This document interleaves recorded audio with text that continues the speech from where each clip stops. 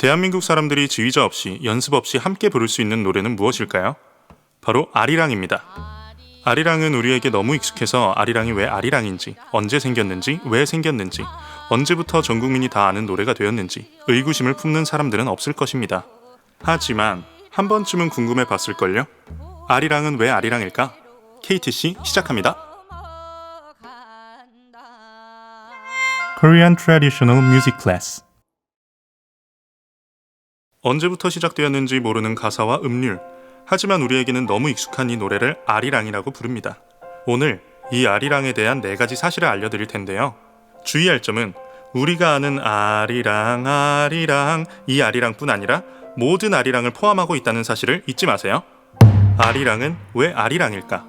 신라의 박혁거세가 자신의 부인인 알령을 너무 사랑해 노래로 부른 것이 아리랑이 되었다는 설. 밀양사또의 딸 아랑의 억울함을 애도하기 위해 마을 사람들이 아랑아 아랑아 하다가 아리랑이 되었다는 설. 아리랑은 무려 20여 종이 넘는 어원설을 가지고 있습니다. 수많은 아리랑의 어원에 관하여 어떤 이론이 맞다 틀리다 할 수는 없지만 경기 아리랑, 진도 아리랑, 밀양 아리랑, 정선 아리랑처럼 각 지역마다 아리랑이 존재하고 전 지역이 동일하게 아리랑을 사용했다는 것은 참으로 흥미로운 일입니다. 그 답으로는 우리 민족 특유의 입타령 때문이라는 연구 결과가 가장 힘을 얻고 있는데요. 우리 민족들은 예로부터 편하게 아으르를 사용해 노래를 읊조렸으며 이것이 아리랑의 후렴구가 되었다는 것이 정설입니다. 실제로 아리랑뿐 아니라 많은 토속 민요에도 메아리, 벙어리 등의 아으르 후렴구가 나타나는데 이에 따라 많은 학자들은 아으르가 우리 민족이 가장 편하게 읊조릴 수 있는 후렴구였으며 아리랑은 의미가 있는 단어가 아니라 편하게 읊조리는 입타령이었다며 실제적인 기원설을 설명하고 있습니다. 아리랑은 언제 생겼을까? 아리랑에 관하여 전해지는 정확한 기록은 1894년 황현의 기록 중 명성황후와 고종이 창덕궁에서 아리랑 타령을 즐기고 명성황후가 무릎을 치며 좋아했다는 구절인데요.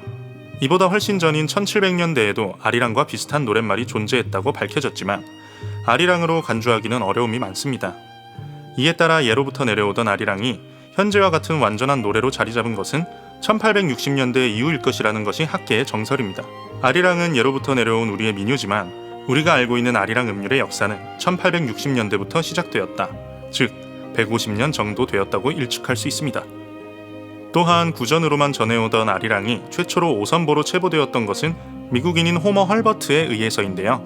호머 헐버트는 한글에 띄어쓰기를 도입한 인물로 잘 알려져 있습니다. 한국인보다 한국을 사랑하는 외국인이었던 그는 한국 사람들은 계속 아리아르 아르요 한다며 아리랑을 연구하였다고 합니다. 심리도 못 가서 발병 났네로 가장 잘 알려진 이 아리랑은 누군가 작곡한 신민요이다. 앞서 설명드렸던 것 같이 1860년대에 태동한 아리랑은 이때 당시만 해도 생활 속에서 일상 속에서만 불려지던 노동요로서만 존재했습니다. 그러다 아리랑은 역사적 전환점을 맞게 됩니다. 바로 1926년에 개봉한 나운규의 영화 아리랑입니다. 일제강점기 민족의 아픔을 그린 한국의 기념비적 영화 아리랑은 개봉과 동시에 폭발적인 인기를 얻습니다. 이 영화의 주제곡인 아리랑이 바로 현재 우리가 알고 있는 심리도 못 가서 발병 났네의 아리랑입니다. 노랫말은 나운규 자신이 직접 작사하였다고 밝힌 바 있으나 원곡을 누가 어떻게 편곡했는지는 분명하게 밝혀지지 않아 김영환설, 임정엽설, 일본인설 등이 난무하고 있는 실정입니다. 이에 따라 우리가 잘 알고 있는 현재의 아리랑은 신민요가 맞으며 현재는 경기 아리랑, 본조 아리랑으로 익숙하게 불려지고 있습니다. 그렇다고 영화 아리랑의 개봉과 함께 짜잔 하고 만들어진 노래가 아닙니다. 예로부터 있었던 민요를 편곡, 개사했으며 우리에게는 편곡 버전이 익숙할 뿐이지요. 하지만 아리랑이란 노래를 대중들의 가슴에 깊게 새긴 것은 영화 아리랑임에 분명합니다. 그럼에도 불구하고 이런 기념비적 영화의 필름이 현재는 소실되어 볼 수 없어 옛날 우리나라의 문화의식에 한탄스럽기만 합니다. 아리랑은 어떻게 전 국민이 다 아는 애국 노래가 되었을까? 1926년 나운규의 영화 아리랑 개봉 후 역사적인 전환점을 맞게 된 아리랑은 광복군 아리랑, 독립군 아리랑, 문경세제 아리랑, 심지어 종두 예방접종을 홍보하기 위한 종두 아리랑으로 개사되며 전 국민이 사랑하는 민요로 최고의 전성기를 누리게 됩니다. 하지만 일제의 식민지, 6.25 전쟁 등으로 군가가 유행하며 아리랑은 그저 고향을 추억하는 회상의 노래로만 기억되기 시작합니다.